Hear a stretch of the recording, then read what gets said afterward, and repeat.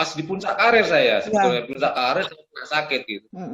Ya, itu. Jadi udah 7 tahun ya udah siap. Iya.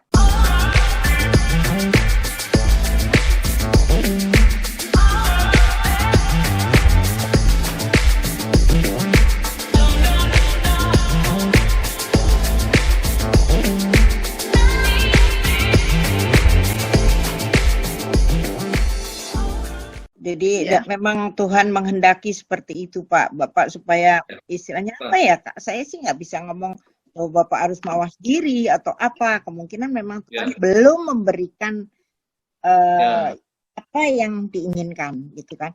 Nah, kalau umpamanya irostomi kan Bapak kantong itu ya. Kemarin yang saya dengar Bapak ada ginjalnya agak bengkak. Katanya dipasang selang lagi. Copot. Oh iya, iya Bu. Kemarin itu kan selesai kemo ya, habis dioperasi itu kan dilanjutkan dengan kemo. Dilanjutkan kemo 6 kali seri, selesai bulan Agustus kemarin ya, selesai bulan Agustus. Evaluasi di CT scan. Dari CT scan itu terlihat bahwa ginjal sebelah kanan saya ada salurannya mampet gitu.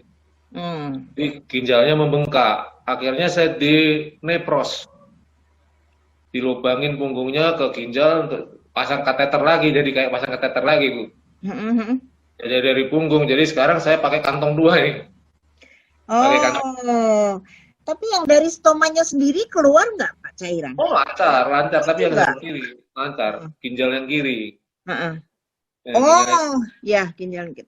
Nah, kalau gitu kateter itu Bapak disambungin kemana kalau hari-hari pergi gitu? Dinas atau apalagi ke kantor gitu? Saya beli urin bag itu yang bisa diikat dipaha gitu Bu. Leg bag ya. Sambung ke urin bagnya itu yang bisa diikatkan di kaki, jadi tidak mengganggu aktivitas gitu kan. Iya. Tinggal nanti ke kamar mandi buang, ya. Iya. Ya kalau yang menjadi masalah malam itu 2-3 kali harus buang itu. Luar biasa ya. Saya bilang gini, dari depan juga keluar, dari punggungnya juga keluar. Jadi kalau 2 selang gitu, aduh pakai selang belakang apa nggak ribet gitu loh Pak. Kita harus belajar menerima keadaan Bu. Harus belajar menerima keadaan. Ya itu bagus. Harus begitu. Iya. Kenapa bersih sih? Ya harus belajar menerima. Iya betul. Kalau sekarang mah udah bukan belajar lagi Pak, harus menerima. Belajarnya udah kemarin deh. Ya, sekarang ini harus menerima. 20 tahun belajar. Harus menerima. Iya, mungkin tadi Bapak kalau misal Pak Parianto kalau misalkan malam disambungin ke urin bag gitu nggak? Gimana Mbak? Pas kalau malam, kalau pas tidur kantongnya disambungin ke urin bag gitu nggak? Iya, disambungin urin bag tetap saya ikat aja, jadi saya tidur bebas aja nggak masalah. Jadi kan tetap nempel di kaki gitu, Jadi saya miring kanan, miring kiri, tengkurap pun udah bisa gitu. Tapi yang dari stoma, dipasang urin bag juga nggak? Iya tetap ada. Jadi dua-duanya. Yang stoma. Dua-duanya? Ya. Gimana? Yang dari stoma juga dipasang urin bag kalau malam? Enggak. Ribet kalau pasangin urin bag ribet. Kiri kanan, jadi Bapak tidurnya boleh bergerak. Pertama saya pasangin urin bag itu cuma malah ribet gitu. Mending saya bangun ke kamar mandi buang gitu aja daripada saya ribet gitu. Kiri kanan dipasang. Aktivitasnya tidurnya jadi miringnya kanan kirinya juga nggak enak gitu kalau saya pasangin. Betul. Oke, iya. Mungkin memang preferensi sesama individu itu berbeda-beda. Gimana nyamannya untuk tergantung kenyamanannya. Ya, kenyamanan untuk pemasangan atau aksesoris yang dipakai itu tergantung dari individu. Jadi memang ada beberapa orang yang kalau lebih enak kalau tidur tuh dipasang urine bag yang punya urostomi ya. Jadi nggak bolak-balik ke kamar mandi. Tapi mungkin kalau Pak Parianto mungkin memang lebih prefer untuk ke penggunaan nggak usah pakai urine bag gitu. Kok begini sih? Kok begitu sih? Nah, akhirnya bagaimana? Baru juga pasang kantong 1-2 jam lepas. 1-2 jam itu bocor. Itu banyak seperti itu. Oke, aku sharing ya. Boleh Ibu Sisi share deh. Begini, saya punya sahabat baru 3 hari yang lalu meninggal. Ternyata dia kena kecelakaan kayak saya. Akhirnya dia pakai kolostomi juga. Dia tidak bisa menerima. Dia ngerasa marah sama dokter, dia marah sama segalanya, dia marahin. Akhirnya apa? Stres kan? Stres, udah kemarin meninggal dia. Jadi dia tidak menerima. Saya bilang, kamu harus lu harus kayak gue. Terima aja, kita udah takdir kita kayak begini, bener kan? Udah terima aja. Lapang dada, legowo, kita terima, santai aja. Ya gue gak kayak lu, gue gak bisa, gue ada suami gue yang gue mesti layani, bla bla bla bla bla. Ya udah, makan di sana, saya bilang gitu. Kalau tiba-tiba kemarin dia meninggal, kaget saya nggak? Meninggal ya. Kata suaminya, dia tidak bisa menerima kayak kamu, ikhlas, redo, dia nggak bisa. Dia masih nganggap dia bahwa dia wanita cantik, dia seorang insinyur, ya gitulah, masih menghayal dengan yang tinggi-tinggi gitu. Kalau saya udah, yang dulu yang pernah saya lakukan saya lupakan. Oke, sekarang hadapi apa yang ada. Gitu aja. Terima, legowo, ikhlas, pasrah sama Allah. Udah. Gitu. Iya. Mau apa lagi sekarang? Iya kan? Itu yang betul. Mbak Yuliana juga udah berapa tahun? Saya udah 20 tahun. Ya udah cuek aja. Happy aja. Kita selalu, saya sama Mbak Yuliana kalau ketemu ketawa-ketawa, peluk-pelukan, kangen-kangenan, tukeran makanan. Iya nggak? Iya, betul. 24 tahun lewat saya. Enggak. Santai aja. Bapak juga sebagai polisi. Tenang aja Pak. Bapak nggak sendirian. Banyak orang. Iya Bu. Kayak saya aja. Belaga nggak tahu gitu aja. Saya baru berapa bulan ini? Baru berapa bulan ya Pak? Baru tahun ini ya Pak. Atur makan, atur makan yang masuk di perut kita, atur minum yang masuk ke perut kita. Nah, insya Allah semuanya itu bisa berjalan dengan baik. Karena saya mempelajari, gue makan jam segini, keluarnya jam berapa. Gue minum jam segini, keluarnya. Kadang-kadang suka keluar air kan, jadi kita ngitung gitu loh. Tapi kalau Pak Parianto ini urostomi, Bu. Jadi istilahnya tuh buang air kecil. Jadi setiap apa yang diminum pasti keluar, langsung keluar. Tidak bisa ditahan seperti kalau kita kan BAB gitu ya. Kalau Pak Parianto ini BAK. Jadi apa yang diminum ya keluar. Nah itu biasanya paling tidak setengah jam sekali harus ke toilet ya Pak ya. Ya, kalau saya secara mental emang saya udah siap, Bu. Udah siap. Karena emang perjalanan saya berobat jauh, panjang ya. 5 tahun ya. 6 tahun ya. 6 tahun 7 tahun saya berobat, jadi saya udah menyiapkan diri karena opsi terakhir itu ya. Ini opsi terakhir, ileal conduit ini opsi terakhir yang ditawarkan oleh dokter karena yang lain sudah nggak ini ya akhirnya saya terima. Jadi ketika saya dipakai kantong ini saya secara mental saya memang udah siap. Jadi saya udah bisa nerima dan saya malah justru saya bikin enjoy aja. Iya. Kalau awal-awal tahu sakit emang saya ya agak ini. Iyalah. Saya pas di puncak karir juga.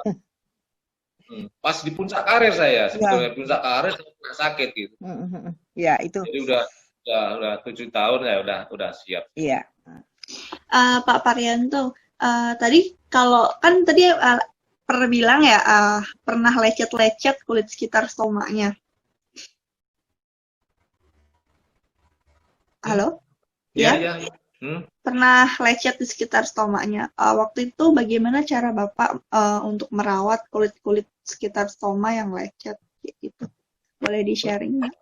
Ya, Kalau saya waktu baru-baru ya, baru proses penyembuhan itu ya, pas jahitan ususnya itu memang agak luka gitu.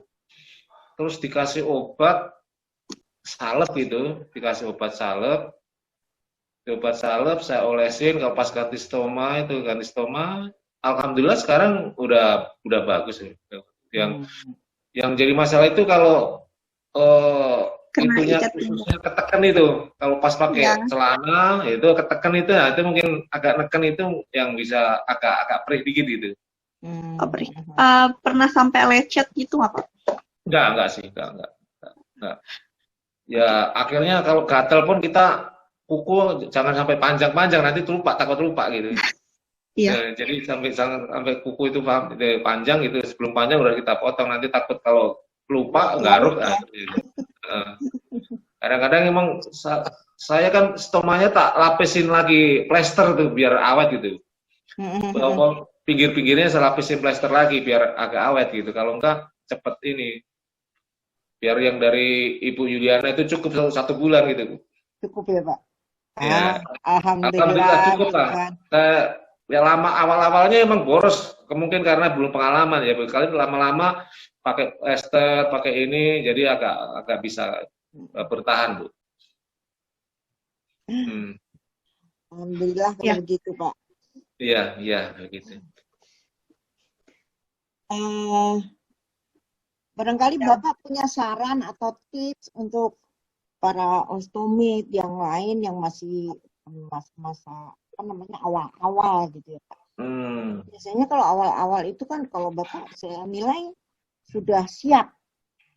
Kan biasanya memang kalau polisi, ABRI atau apapun itu sama seperti saya, ada juga osteomit yang dari angkatan udara tuh, itu udah siap gitu. Usianya sekarang udah hampir 80, tapi masih wah hebat banget gitu loh saya bilang. Nah, seperti Bapak ini barangkali punya tips atau saran untuk para osteomit yang baru, Pak. Ya, gitu ya. Ya mungkin yang disiapkan adalah mental ya. Mental emang itu mental ini harus kita siapkan. Tadinya kita orang yang normal, sehat, terus berubah menjadi kita harus memakai kantong, ini kan nggak mudah juga nih.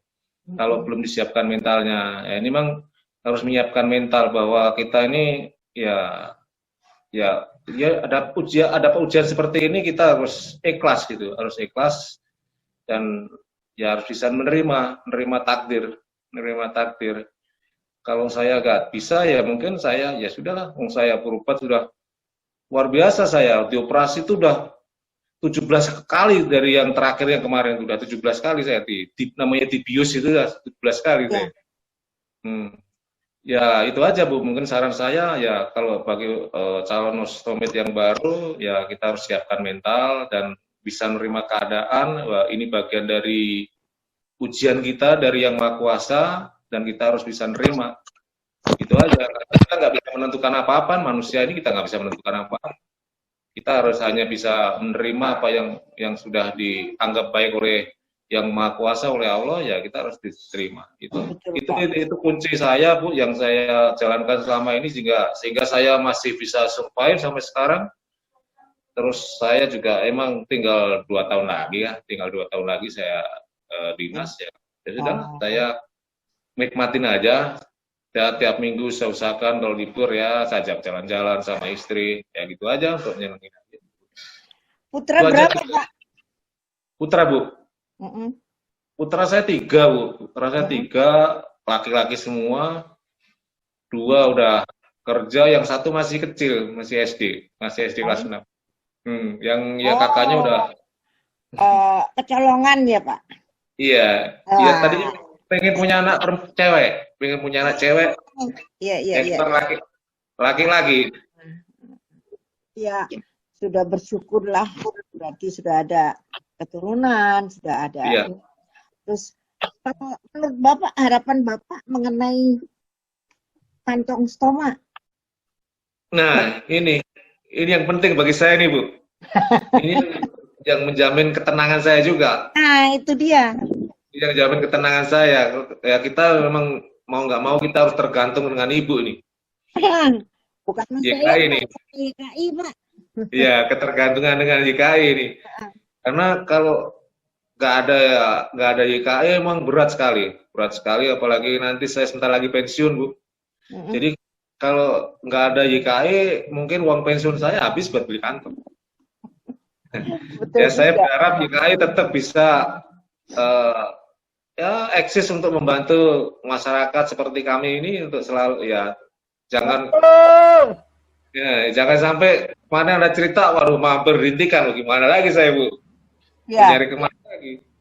Nah itu yang mungkin ya itu, Bu, harapan saya YKI tetap Bu, bagaimana gimana. Maksudnya begini, selain dari YKI barangkali Bapak punya pandangan lain bagaimana supaya bisa mandiri atau apalah kita sesama ostomid gitu. Jadi bukan hanya tergantung ke dalam satu ini, apakah ada harapan lain gitu, Pak.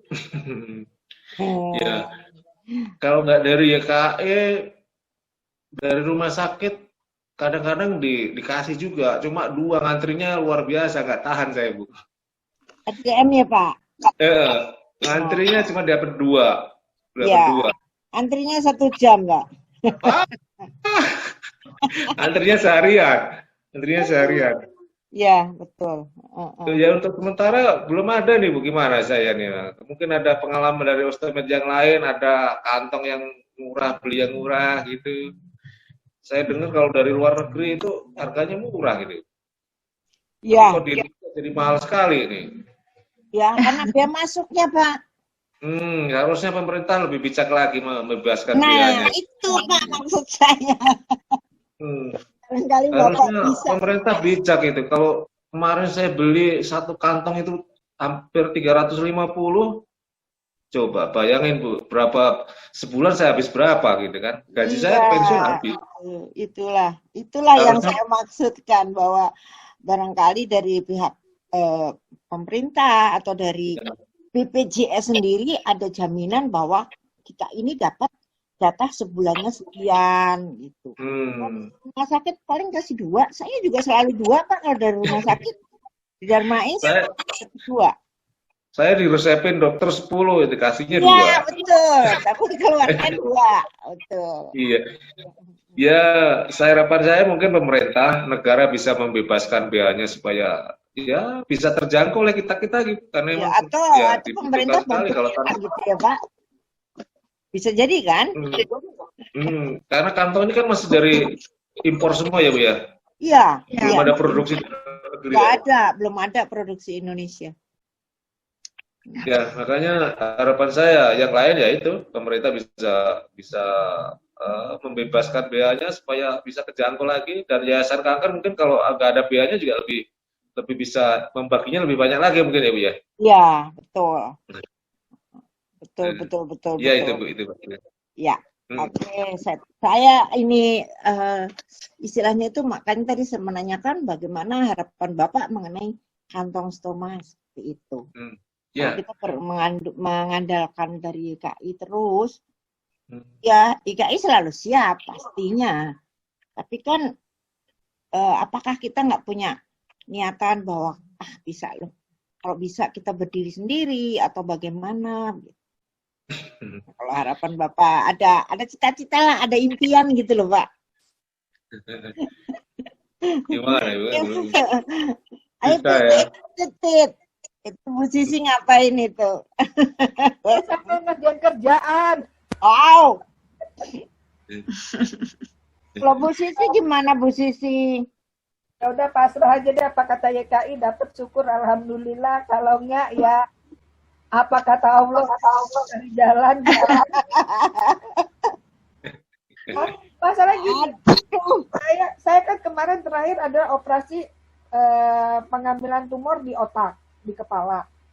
Nah, gara-gara itu saya nggak boleh stres, nggak boleh mikir. Jadi kalau udah kayak gitu, udahlah, nggak usah dipikirin gimana nanti, gitu aja.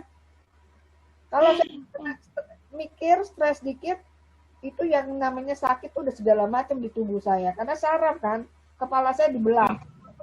Dia udahlah terima Biasa. aja, nggak usah. Mm-mm. Kalau kata Mbak Yuli, Bu, nggak ada Bu, ya udah diam, kita cari alternatif lain gitu aja.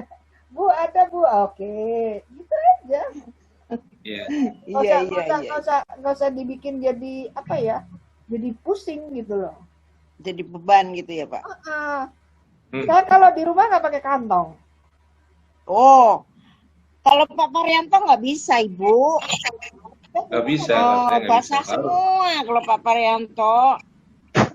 Basah. Orang basah Bu, saya basah. Kalaupun apa namanya, ada kolostomi yang memang harus pakai kantong karena dia juga dari usus halus. Biasanya yang keluar cairan terus dan itu nggak bisa ditahan, sama kan? Saya di rumah kadang saya cari plastik yang udah disemprot segala macam jadi higienis, ya udah nutupin itu. Tapi memang kalau di rumah 2 jam sekali saya ganti. Iya. Yang dikasih dari Yayasan Kanker berapa ya itu yang dihemat-hemat. Hanya saya pakai kalau saya keluar rumah. Kalau di rumah mah enggak. Gitu aja. Ini mengatur pola makan ya, Bu, orang ya. ini pengalamannya hebat ya. Masing-masing beda, tapi saya bilang luar biasa lah. Dua-duanya itu beda, tapi luar biasa. Ayo Fit, gimana komentarmu Fit? Iya. Semoga kantong dimudahkan. Sebenarnya kalau untuk kantong tuh ada juga sih yang murah, cuman mungkin memang kulit seseorang tuh kan beda-beda ya. Banyak yang nggak cocok dengan kantong. Kualitas ya. Benar. Pak Parianto kalau misalkan lagi bepergian biasanya bawa apa yang dilakukan tuh Pak? Kalau lagi mau bepergian untuk menjaga-jaga biar kantongnya nggak bocor atau nggak terjadi pecah atau kepenuhan gitu. Biasanya kalau saya kantong itu udah lebih dari 4 hari udah terpasang, saya copot itu. Saya buka, saya ganti kantong baru. Saya ganti kantong baru karena kantong itu paling lama 1 minggu lah itu kalau saya. Iya. Paling lama 1 minggu. Betul. Kalau udah 3 hari 4 hari, kalau mau pergi jauh pasti saya ganti yang baru. Habis itu saya bawa persiapan, bawa bekal, kantong, bawa peralatannya. Ya, saya bawa gunting, plester dan sebagainya, terus cairan untuk pembersih saya bawa. Ya, ya itu Iya, bawa kalau peralatan perang. Saya kemanapun pergi, kalau jauh pasti bawa. iya pasti bawa. Peralatan perang ya. Peralatan perang. Kebetulan saya belum pergi jauh-jauh Bu, selama pakai ini belum pergi jauh-jauh. Paling jauh, paling ya sekitar puncak, sekitar ke pantai, nah, itu aja. Belum ke pulang kampung ke Jawa aja belum saya lakukan ini. Oh, Iya. kampungnya di mana nih Pak? Saya orang Klaten Bu. Oh, orang Klaten. Iya. Ya, daerah Solo ya. Iya, iya. Ya, Saya pernah naik pesawat 12 jam, Pak. Wah, Itu saya jaga, Mak. Semua orang pada makan enak-enak di pesawat. Saya diem aja. Takut keluar. kalau saya ya pasti kalau udah terasa penuh, tinggal ke kamar mandi aja, nggak terlalu bermasalah saya gitu kayak gitu. Ya. Gitu. Bapak tahu ada ostomate yang bisa apa namanya, perhaji dengan kondisi pakai kantong stoma itu. Kan karena memang ada apa namanya, sudah ada fatwa MUI untuk kita ini sebagai penyandang stoma, istilahnya ostomate ini ada khusus gitu. Saya punya tuh di KI, kalau nanti Bapak mau lihat atau mau ini, saya akan kasih fotokopiannya. Jadi ada fatwa dari Dewan Dakwah Islamiyah itu yang menyatakan bahwa Sebentar Bu, sebentar ya. Sholatnya. Halo, pergi. Bu Sisi, ada ini nggak tips dan apa ya, mungkin penyemangat untuk astomet lain? Iya Bu, aduh ada. Nah, gini, kalau saya cuma Gimana Bu? nggak usah stres, itu aja. Hadepin aja lah. Udah. Enjoy your life. Umur kita nggak seberapa. Benar nggak? Iya, betul. tadi yang saya mau sampaikan ke Pak Parianto, ada fatwa yang menyatakan bahwa kita ini sebagai ostomed, kalau andai kata sedang sholat atau apa, kentut atau maaf nih, buang gas atau buang air kecil atau buang hadas itu nggak masalah Pak. Maksudnya tidak batal. Ya, nggak batal. Jadi ada fatwa itu yang menyatakan seperti itu. Saya ada kok, kalau nggak salah ada di DKI. Nanti kalau memang Bapak pas kebetulan di sana, ingatkan saya carikan. Ingatkan saya akan berikan ke Bapak. Atau nanti saya kirim ke ini Bapak deh. Saya kayaknya nyimpan tuh di HP. Nanti saya kirim ke Bapak. Bapak bisa buka. Iya, boleh. Kasih. Jadi ada yang sampai sudah naik haji dengan kondisi dengan stoma gitu. Ya, saya masih udah daftar, Bu, tinggal nunggu jadwal juga ini, Bu. Saya Enggak masalah kok Pak itu. Stoma itu bukan penghalang buat kita untuk aktivitas, untuk beribadah, untuk apapun. Jadi karena memang sudah dari sononya nih kita ditakdirkan untuk menjadi ostomed gitu. Iya. Mudah-mudahan Bapak cepetan dipanggil untuk naik haji untuk ke rumah Tuhan. Jadi kan rumah Allah, jadi kan aduh udah tenang dah gitu. Pengekap ibadahnya. Ya Pak. Iya. Menurut saya, keinginan saya ya, saya pengen katakanlah saya meninggal setelah haji aja gitu. Masih lama itu Pak. Kita ngomong gitu Pak. Yang kayak gitu saya nggak suka. Iya. Umur yang Tuhan yang tentukan, kita nggak bisa ngatur. Ayo jangan Tuhan, jangan Allah. Ya, saya posisinya saya udah ikhlas aja, ikhlas pokoknya, pokoknya ya udah ikhlas dengan apa yang saya terima ini. Itu yang jempol, saya acung jempol. Ya, saya udah ikhlas. Pipit, ada yang mau ditanyakan lagi, Pipit? Tadi aku mau nanya ke Bu Sisi, Bu. Tadi kan kalau di rumah nggak pakai kantong, Bu. Itu gimana, Bu? Apakah yang dilakukan? Maksudnya, adakah pola makan diatur atau apa itu yang dilakukan? Makan pasti diatur. Terus gimana itu, Bu? Pokoknya jangan geragas lah. Orang Jawa yang tahu Bu, geragas Bu, rakus. Jadi makan diatur. Kita makan jam berapa? Nanti kita perutnya istirahat sampai berapa jam. Saya biasanya tadinya nggak pernah sarapan, hanya makan jam 3 sore. Tapi setelah saya kena mah kronis ini, pagi-pagi saya mesti kena makanan. Makanya di sini saya pamit duluan, mau minum obat, ini perutnya udah kembung. Jadi pagi saya makan, saya nggak begitu maniak dengan nasi. Jadi apa yang ada, saya makan, saya bisa minum obat, nanti makan lagi jam 3, tetap jam 3, itu makan jam 3 tuh udah gabungan untuk makan siang dan makan malam. Udah gitu. Wah, kalau saya nggak kuat Bu, lapar. Tapi kita masih tetap gemuk loh. Heran gue. Bu, sama kayak saya bakat. Makan nggak makan jadi daging. Iya. Karena kita seneng hidupnya. Saya gemuk lagi juga, Bu. Saya gemuk lagi. Iya. Kelihatan seger gitu loh, Pak. Jangan kelihatan kalau kita sakit. Kenapa? Sampai jam berapa nih? Oh ya. Sampai boleh. Jam 8.30. Kalau aku pamit duluan boleh nggak ya? Boleh, silakan, Bu. Boleh. Mau minum obat terus membersihin perut, soalnya saya sudah membiasakan diri sekarang jam 9, setengah 10 tidur biar bisa tahajud gitu loh. Oh, iya. Ya. Terima kasih semuanya. Assalamualaikum. Nanti kita ngobrol lagi. Ya, Mbak, kalau Mbak Yuliana kalau emang mau kapan aja, ini udah bisa nyala nih, ya. Ya. Oke. Ya. Assalamualaikum. Terima kasih, Bu. Salam. Nah, tinggal Pak Parianto nih. Ayo, Pipit. Itu kan terus nih satu ini. Ya, iya.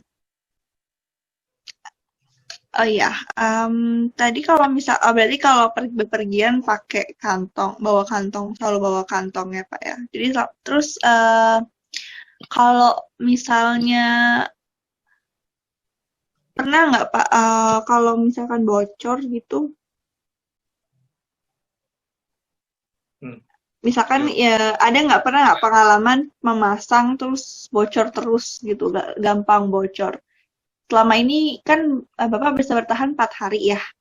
Nah, itu cara nyuci stomanya, membersihkan stomanya, sama cara memasangnya itu seperti apa Pak? Supaya dia bertahan lama. Karena kan banyak nih orang-orang yang mungkin pasang kantong, kayak kemarin saya ada maksudnya pengalaman beberapa postomed itu kalau masang kantong cuma bertahan 2 hari, sehari, 3 hari.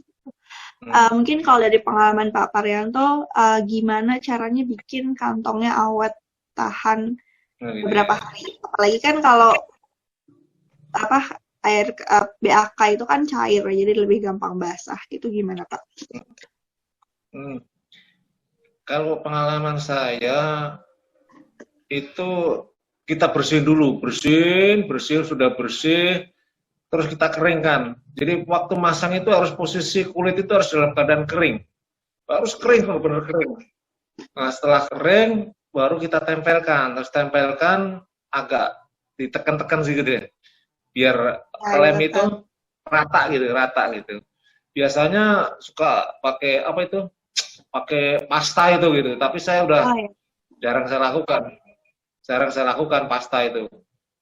Karena agak ribet lah pakai pasta ribet. Terus ribet mahal lagi Pak. Mahal. Terus apa itu ya? Kalau kantong dari Ibu dari YKI kan sekali pakai langsung buang, selesai buang. Ya. Kalau saya dari saya mungkin kalau yang stoma mungkin ada yang dicuci gitu. Kalau sekarang enggak. Kalau yang dulu yang beli itu kantongnya kan bisa copot itu, bisa dicopot, bisa dicuci gitu.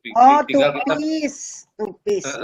Ya beli wapernya aja gitu, wapernya yang banyak kan dulu, yang wapernya. Tapi kalau kantongnya bisa dicuci. Kalau sekarang kan modelnya udah nyatu, kalau udah copot ya udah dibuang kan sekarang ini.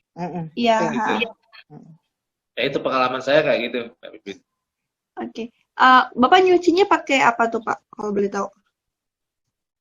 Nyucinya pakai itu cairan infus itu NaCl. Cairan infus. Sebenarnya Bapak kalau cairan infus itu. Iya.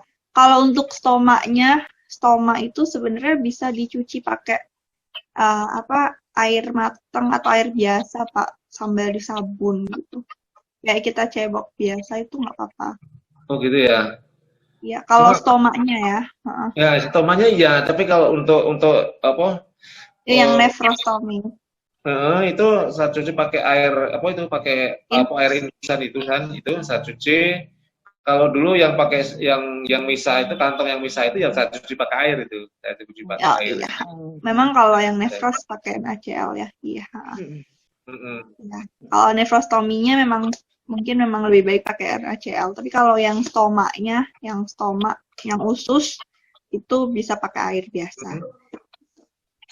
Iya. Yang ususnya, kalau yang nefrosnya memang pakai air infus itu. Ya, emang saya juga lagi cari-cari ya pengalaman dari orang lain. Saya belum ketemu nih orang yang kayak saya nih.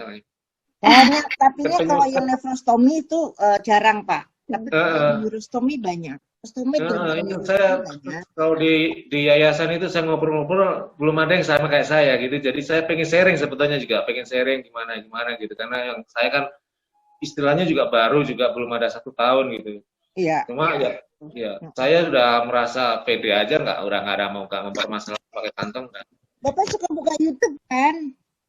Kemarin kalau nggak salah kami sudah bincang-bincang dengan Pak Ahmad Hariri sama Pak Andang Hanifan, itu dua-dua urostomi juga, kan kasusnya hampir mirip dengan Bapak, cuman ya beda lah.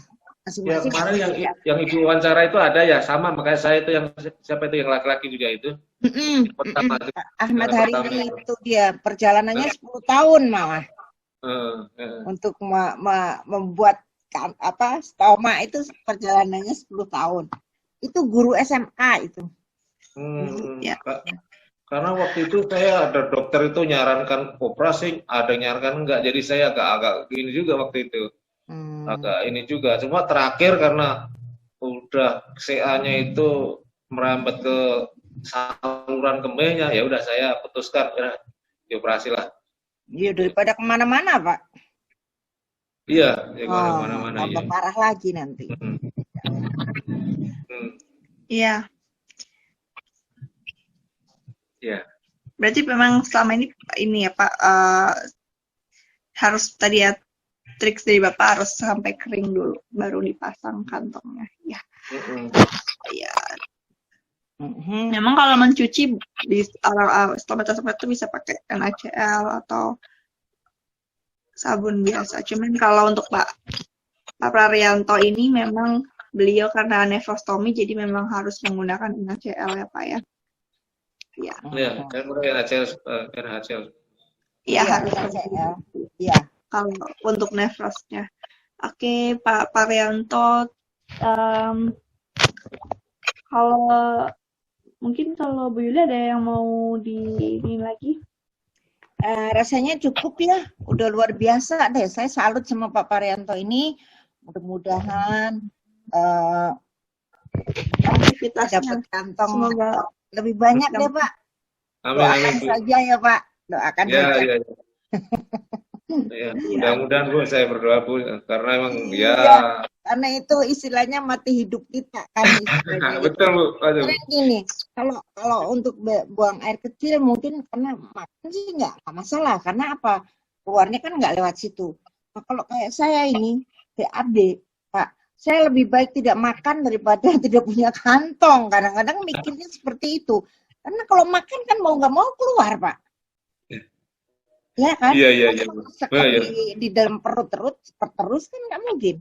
Nah kalau kita nggak punya kantong, bagaimana kita mau aktivitas? Iya, betul. Apalagi saya. Iya, lebih baik saya tidak makan daripada saya tidak punya kantong. Itu rata-rata prinsipnya ostomed seperti itu, Pak. Prinsip ostomed yang buang air besar ya. Itu.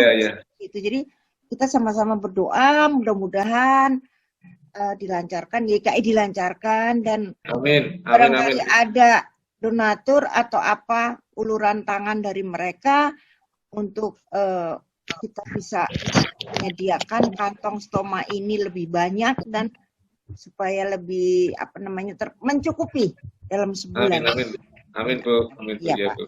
Iya Bu. Udah Pit, cukup Pit dari saya Pit. Ya, terima kasih Pak Prarianto atas waktunya. Semoga tadi sharingnya bermanfaat ya. Semoga banyak ostomed yang terinspirasi dari kita Pak Prarianto dan Bu Sisi tadi. Terima kasih atas waktunya. Sampai jumpa sahabat ostomed di episode berikutnya. Oke. Terima kasih ya Pak ya. Kemungkinan nanti episode selanjutnya kita ketemu dengan orang yang jauh. Istilahnya tuh dia tinggal di benua kanguru sana ya. Kita nanti akan coba bertanya-tanya, bincang-bincang apakah di sana tuh bagaimana kondisi dengan bantuan kantongnya. Tapi kalau saya rasa sih di Australia mereka pasti terjamin gitu. Nah, saya inginnya tuh di Indonesia seperti itu, Pak. Ya. Nah, kalau di Australia itu yang saya dengar bahwa ostomed itu di sana sebulannya itu udah ada jatah dari pemerintah